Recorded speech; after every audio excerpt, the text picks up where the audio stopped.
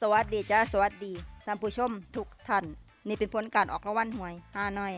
ยเฉพาะกิจประจำวันที่24มิถุนายน2569รางวัลเลข2ตัวรางเลขที่ออก2525รางวัลเลข5ตัวรางเลขที่ออก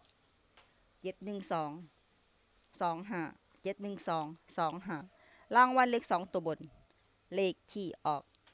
34 34รางวัลเลข3ตัวบนเลขที่ออก034 034รางวัลเลข5ตัวเลขที่ออก07034 07034นี่ก็เป็นผลออกรางวัลหวยฮานอยเฉพาะกิจประจำวันที่24มิถุนายน2569ขอให้โชคดีมีชัย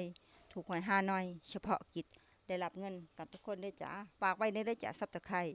กดติดตามและเป็นกำลังใจขอขอบคุณทุกท่านที่เข้ามารับชมและรับฟังแล้วมาพบกันใหม่ในผลการออกหวยฮานอยในเวลา 17:30 นาทีในฮานอยพิเศษสำหรับครั้งนี้ขอบคุณและ